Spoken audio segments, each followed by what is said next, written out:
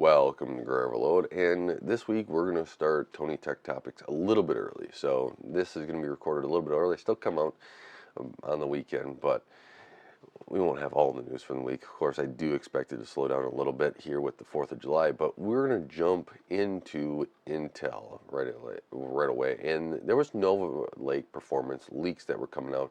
I saw this on video cards. They had some stuff there. What is interesting is that they should have about 10% higher single threading performance and about 60% higher multi-threading performance, which is not a surprise. So this, because when you start going up and adding in more cores, you have 32E cores, and then there's going to be low power island. We've heard about this as well, where you get some really low power cores.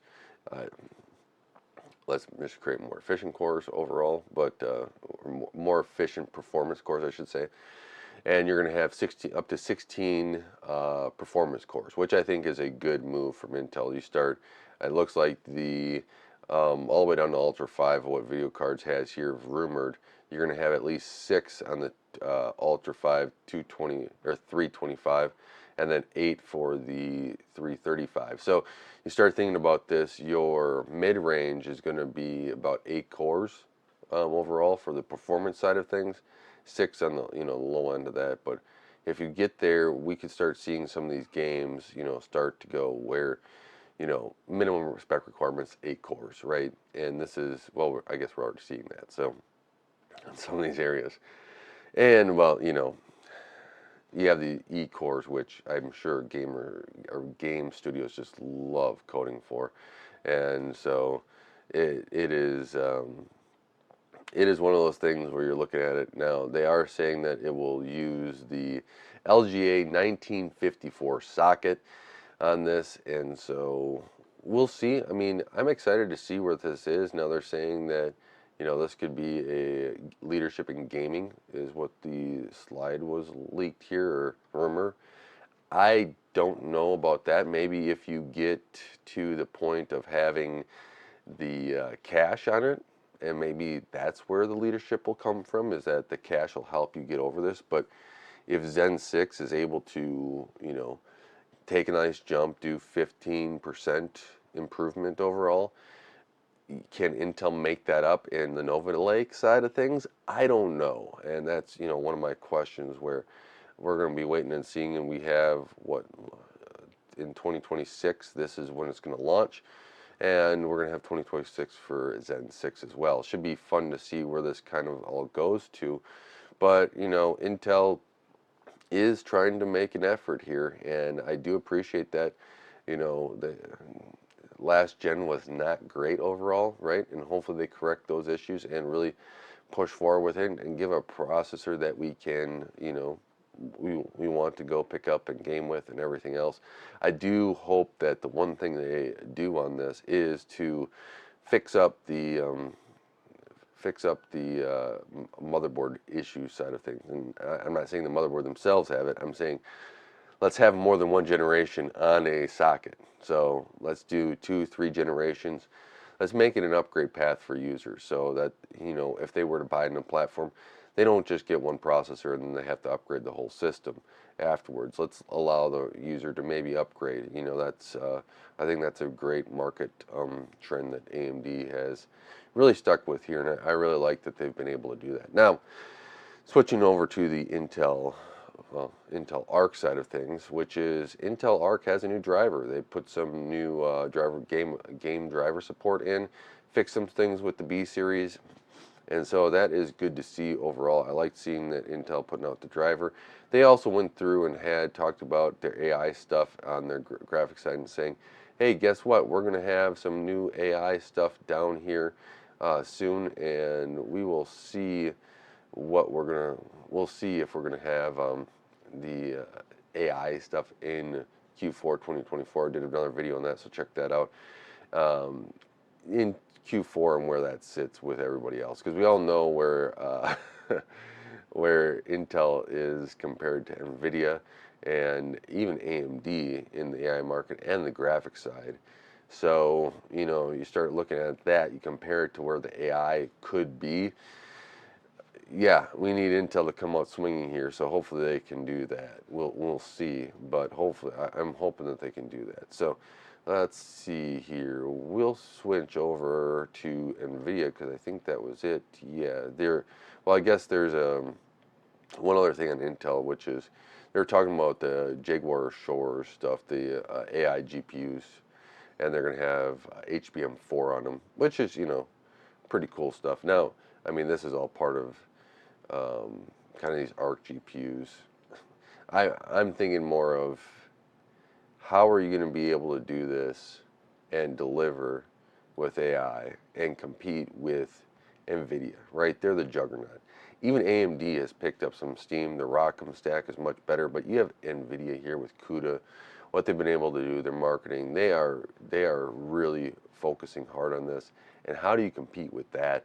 That was my focus of the last video, not so much of the tech specs of what's been out there or what's going to come, but how are you going to be able to compete? And that's one of my concerns here for Intel. But we'll see. We'll see what Intel's going to be able to do. Now, we have, switching over to Nvidia, we have Nvidia here. Now, they did not have a driver this week, but they did talk about a driver, saying the 580 drivers will end the support for GTX 700, 900, and 10 series. So get ready for those Maxwell, Pascal, and Volta based GPUs to no longer be supported in the driver. And so that takes us all the way to, let's see, Turing on down. So we're in the 2018, the 20 series and the 16 series here, which will be supported. Now, I think you still get, you might still get game-ready drivers at some point, but in certain scenarios, I'm sure they'll patch stuff if there is security flaws. That's one side of things. But yeah, so game-ready drivers will be stopped after the 580 driver here. So we got a couple more. Where are we at? We're still on 560 or 576, right? That's the last driver. If I'm recalling here, I'm trying to remember what the driver is. Let's see, it's 576.80. So we're still here, but after that, I'm guessing the 580, yeah, the 580 drivers, yep. I'm rereading what I already told you. It's early still. The 580 driver is going to just stop that, which, yeah, this is what I kind of expected. Now that 16 series, I'm actually surprised they are not stopping that as well. My guess is it's still just too, no, it's not long enough. But I'd expect them to maybe keep some of the ray tracing stuff and not support some of the other items there. But, I'm actually glad they're still supporting that 16 series. And, yeah, if you're on one of these other drivers, it's going to be sad to see. I mean, that 10 series, man, everyone was playing on that. The 1080 was one of the best values out there at the time, performance to value. We look back at that and we say, man, I wish that we could have that back. No, that was when Nvidia was really focusing on making sure that it delivered to gamers, and then the 20 series came. So, yeah, that's sad to see. I will say that. I always like to see support longer. I even complain about AMD doing stuff like this. I think support longer for games and stuff is a benefit for all users, but you do have to see where they kind of go. So you can only support something for so long, I guess. This is where I really like the idea of open sourcing it. I'm sure Nvidia would love to do that. But let's jump into Nvidia's next thing, which is their AI servers, their GB300, are going to be shipping this quarter, or this second half of the year. So again, this goes back to something, whether these servers, high-end AI stuff, right? Where this goes back to where I'm thinking about this and going through and going, okay, so why is Nvidia or going, with delivering this? So why is Intel going through and being like, yeah, this our hardware for the edge and AI is going to be performant, is going to be something that people are going to want. And we're going to be able to deliver on it and compete against Nvidia is in the AI space. And that's one of my big questions about this. Nvidia is releasing this, huge, AI server. Where's Intel going to be on this? Now, Intel does have the CPU side. They do have the FPGA, right? They have all these things they can add together for something, and this is where I hope AMD goes as well, right? They have all these things. NVIDIA is really focused on this, where they're getting that ARM CPU going, but they really have the graphics hardware, AI hardware, that side of things, really working well. Where's Intel going to be on this? And that's one concern I have for Intel, is to be able to deliver when NVIDIA is still releasing stuff and going against it. So we'll see. I'm really interested here on all this stuff, but uh, especially the AI side, the hardware is really interesting. I really like the hardware, right? Hardware is just fascinating of what we're going to be able to do, but those are some things I'm really concerned about. Now, on the AMD side, they didn't have too much this week, but let's talk about the optional driver that it had come out with, 25.6.3. It's an optional. You got some Monster Hunter, some Grand Theft Auto 5 Enhanced. Now, in that support also is for FSR4 in that, so you'll have FSR4 support. I got Monster Hunter Wilds FSR4 support too for those two. I do think, I was listening to a couple things, the FSR4 stuff, AMD should still allow devs to kind of implement that as well. Don't just make this a whole list that you're going to go through. Hopefully that they get through whatever issues they're working through and they can open this up and really start getting their game out there, or getting their technology out there for game devs, and then eventually for people to use. So there's a lot going on here, but let's this is all for those major three that we have, and then we're going to start talking about some other stuff here in the more gaming side of things. This might be a little bit shorter episode this week. We don't know yet. We're not done. Nintendo is talking about the Switch 2. I'm shocked by how well the Switch 2 is selling, and well, guess what? Seems like they are too. They are saying they're unable to meet demand. Well, we understand. We see that. It's just sold out everywhere. So they are hoping that they can get this fixed. They are working on getting more consoles out there, but they're saying they far exceeded their expectations. Well, we'll see. Hopefully they can still push this through and still get some more sales. I am shocked at how well it's selling. I thought that $500 price point would have been a little high, but I guess people are looking at it. We'll see the length of the sales of how they compete overall, but so far the Switch 2 is doing well here. And Switch 2 also had some upgrades to Splatoon 3, and I was reading this in WCCF Tech, and Digital Foundries had this, and they were saying just how much the upgrades kind of serve with how much performance or improvements they are to the new system, and how the Switch 2 is just way more powerful than the original Switch. So that was interesting to me, just to see. Yeah, you expect a more powerful console right after so many years, but here we are, and we have confirmation that if you go through and work on the game and stuff, you will see that performance difference. So that is good to see overall. Now let's talk about some chip stuff before we get into more side of things. Let's start with TSMC. TSMC is going through and talking about 2 nanometer or 3 nanometer efforts, mass production 2027. They are really pushing stuff here now.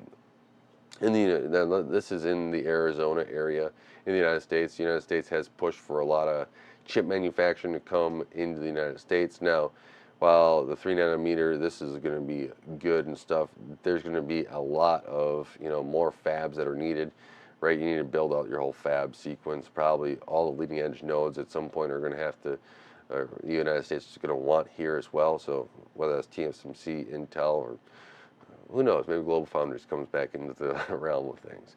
But then also, I was reading another thing about that those chips that are being manufactured in Arizona are being flown over to Taiwan for their packaging. So this is something that needs to be finished up here. Now they're supposed to be getting advanced manufacturing or advanced packaging here in the United States as well at some point. Now that will help out this because at some point I'm sure, depending upon how economics land, it might not be economical to keep doing that. And I'm sure the United States here, we want to have manufacturing there. I'm sure it's going to be a focus of stuff to make sure that the packaging is here along with the manufacturing, so you can have everything here rather than ship it all over the place. So there is that. And while we're sticking with the semiconductor side of things, Samsung and WCCF Tech had this as well. And they're going through and they said we need to make sure our leading edge, or we're going to have delays with our 1.5 or 1.4 node, but we want to make sure that we are delivering and improving our other nodes. So it seems like with the yearly, going to be couple of year delay of 1.4, they're going to go and improve older processes like 4, 5, and 8, so that they are better and more refined for people that want to buy them. Hopefully that'll lead to more money. We did have a article a while ago talking about that they went to the Korean government saying we need to allow more overtime for for our workers, for the foundry side of things, and here we are. It looks like they're behind and they're trying to figure it out. But this is where you need to kind of hopefully go and compete. I mean, did we read an article or look at an article, or did I read an article that was going through and said that South Korea was looking for a Korean semiconductor company as well, or creating one. I know Japan is creating one there, and so there's a lot going on in the semiconductor space. And so we'll see where it all goes from here, but Samsung is looking to delay their cutting edge and try to stay afloat until they can get back to figuring out what is wrong. So, well, that's basically it, right? Figuring out what you have wrong so that you can get back into the space of, churning out this side of things. So, one thing that was interesting here, I noticed that there is a new Crucial drive. The 710 is now out. It looks like it's a well-performing drive. It is, keeping up with the leadership that we got with this T705. So if you're looking for a really fast Gen 5 drive, it doesn't come cheap though. The 2 terabytes, I guess it's not horrible. It's $279, $280 for that, but the 705, which was very good, the 710, which is now an improvement on that. We had the 700 before that. And Crucial keeps delivering on this and giving us some really good drives here. Really impressed from what I've seen so far. I do not have the drive to test, would like to drive to test, but I also need probably a Gen 5 system to try to test this out a little bit better than a Gen 4, right? If you're getting this drive, you're probably going Gen 5, unless you want it in a system that you know that you're going to update eventually. So, yeah, pretty cool. Wanted to mention that if you're looking for a drive, that's something to keep in mind that just came out here. So this was kind of a funny story, I thought, which is OpenAI is going to offer some more money to people, better compensation, right? They are noticing that Meta is poaching people from them. So they are not liking that, and so they want to have compensation. Now, Meta came out with that $100 million fund for signing bonuses for for AI people, right? For the most part. So this has been kind of fun to watch, and so this will start driving up prices or better compensation. So hopefully, with OpenAI, you're gonna feel like, you know what, I don't need to move. Yeah, OpenAI is going to pay me what Meta is, or what Google AI or Microsoft AI is, and we're going to be able to stay here, and I'm going to have better compensation. I like it here. Go from there, right? Sometimes there's no reason to move, right? You like it at a company, you're going to stay there. So the talent drain on OpenAI has caused them to reconsider some things, which is good. I think, pay your workers what they're worth, and you don't have to worry about bringing in new workers to replace those workers that then you have to train up. and have that extra cost associated with that. So that is, I think, all the interesting stuff. Before we get into the interesting gaming side stuff, well, let's actually talk about Microsoft a little bit here, them. So we have one thing on Microsoft that I really want to talk about. So, which is maybe a couple things. Yeah, so Microsoft talked about how, well, they didn't really talk about, we were noticing that finally Windows 11 market share is catching up to Windows 10. Okay. You look at this, why is that? Windows 10 is end of life is coming here in a couple months, and it is just now catching up, which is not a good sign. I would say I would expected Windows 11 to be much further along than this, especially if it was a good OS overall and didn't have all the issues, but here we are. So they're just catching up there in the whole market share items, so yay. And Microsoft, of course, goes through and talks about how Windows 11 PCs have more performance and more battery life than Windows 10 PCs. I don't know what they were looking at. Is this, all the time Microsoft? Is this with just a certain processor? Microsoft's talking to us. I read this on Neowind. I have some questions because we've seen on the gaming side of things where that is not true at all. So they needed patches for Windows 11 in order to get this to work right? So uh, I have my reservations on this. I think that they should, I would like to do some testing. That's what I need to do is get a system, put both of Windows 10 and Windows 11 on it, and just test across them just to really see. But sometimes I would say I can see where Windows 11 is more performant or better battery life because I use it on my laptop a lot. And there's other times I'm like, I'm not doing anything. I actually have all my browsers closed for once, and I don't have a million tabs open. And it's still, fans are spinning and it's doing work when it just should be sitting there doing nothing on battery. So I have my concerns that Microsoft did this testing right, but who knows. So we will see. But let's jump into some of the gaming side stuff, which is first we're going to start with Xbox since we're just talking about Microsoft. And an ex-Microsoft Xbox executive, or Microsoft executive, um, basically was talking about how the Xbox strategy is a mess. Yeah, I agree.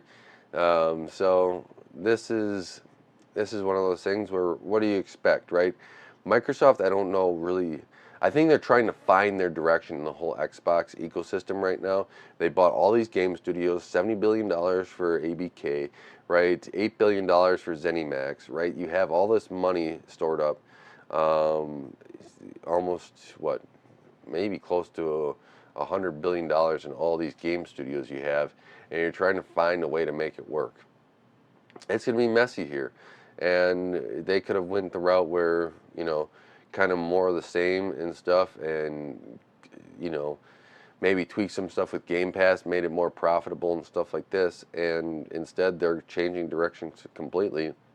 And if you're an Xbox fan, you have no idea where you're going to go with this. So really, really sad to see what they've kind of done with this overall. I think that there have been some better ways. I think you can still recover from it too, on what they're doing, but I think that you need to provide a direction a little bit better, right? And instead of just these short videos of what you're doing.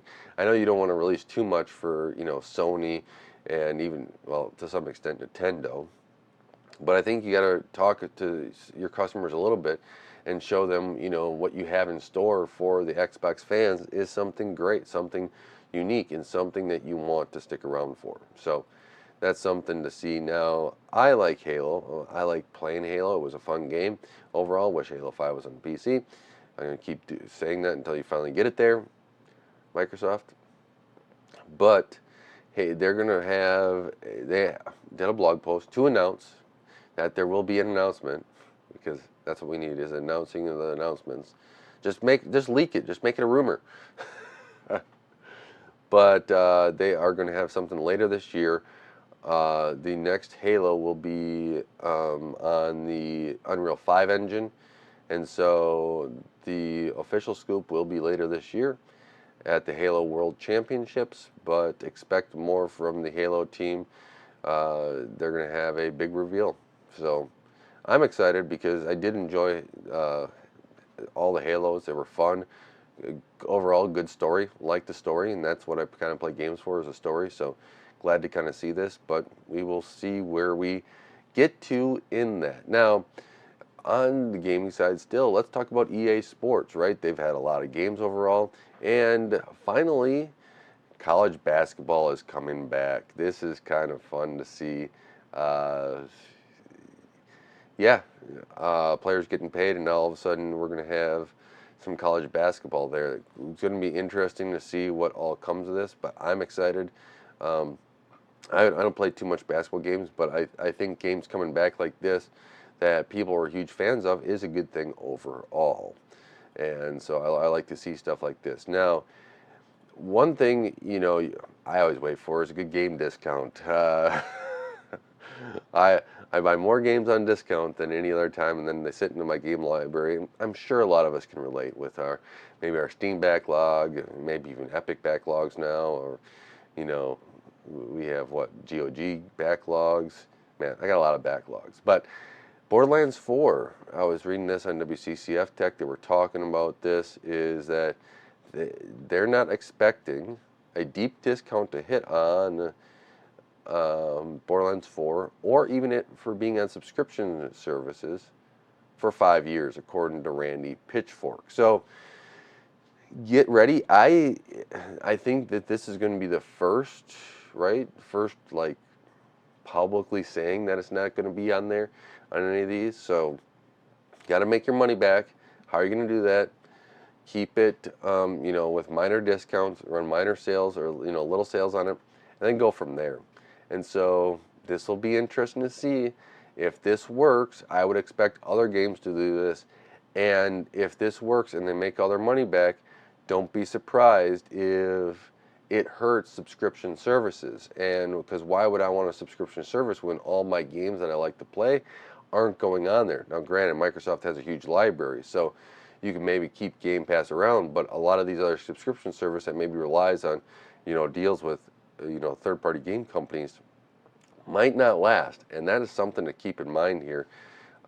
Could be a total shift, and it may have to make Microsoft reconsider the Game Pass unless they somehow strike deals to keep other games on there with this. But that may be something. You want to be Netflix for games, but that could be um, an issue. So yeah, I'm just thinking about how this is. That's a whole nother video, I think, with just how subscriptions could die if enough companies just say, yeah, our games aren't going to subscription services. They're just going to be, a certain price. Could be interesting how it goes. I wonder how the consumer will adjust to that. People like me may just work 5 years just to buy the game. Assassin's Creed Black Flag has a remake, and so or has a remake. It's rumored. It's almost there, right? They almost confirmed it. This is, I like remakes. I like when they keep putting effort into games and stuff. So I don't like when they kill them, right? There's the initiative of keep old games and stuff like this, and so there's some of this in there. But I wanted to mention that I saw that this week as well. So we are down to just a couple of stories that I forgot to put in earlier. Of course I did. And so we are going to be first looking at Salesforce. They came out and they claimed, I was reading this on a finance article someplace, so I don't remember where it is, but I also saw it in WCCF Tech there as well. But I first saw it at the finance article, where the CEO of Salesforce was saying that 30 to 50% of the company is work is done by AI. So that was kind of interesting. Now they cut 1,000 jobs, but they're ramping up hiring for AI. So I'm guessing the 30% of the work is done when AI does it wrong, and then 50% is when it does it right. That's how that split's going. But getting more AI people, this is why I think that even if you are in a different job, just having a cursory understanding of AI and how it works, you don't necessarily have to code for it, but maybe you have to understand how to use it. If you have an understanding there, that can really help you out in your day-to-day, and maybe create a unique feature set for yourself that they're able to use and make yourself, helpful to a company that is really pushing on AI and using it. Now, here we go, and we're ending here, and I know I joked that I was going to keep this shorter. I guess it was just a joke. Microsoft, though, and we're going to say the same thing to this episode here, is goodbye to the blue screen of death. I really like that blue screen of death. Sometimes, they had a green screen of death there for a little bit if you were on insider builds, but now it's going to be the black screen of death, and they just wanted to keep the B around. And so you're going to go blank, you're going to realize that you lost everything, and it's going to be black. It's not going to show any text at some point, and you're going to be wondering what the heck is going on with your computer. At least the blue screen, we knew that the monitor was showing blue even if it didn't have anything on it. But Microsoft is just going to say, it's off, so you're going to get a blue or black screen of death at some point. I think your monitor's off, and you're going to be messing around with that for a little bit, right? That's going to happen. Okay, but not that I've ever gone in that road of trying to figure out a screen issue, right? But anyway, so back to that. Oh yeah, fine. I get there's a weird association with the blue screen of death of that we're all talking about it as a bad thing, which it is, right? But now they're just gonna, instead of doing it with that, we're gonna make it black. Okay, I mean, does this make the OS more rock solid, Microsoft? I mean, granted, they say it improves readability and aligns with better Windows 11 design principles. Is one of those design principles making the OS stable? I'm just asking. So with that, we are going to end this episode. Leave it in the comments below what you think.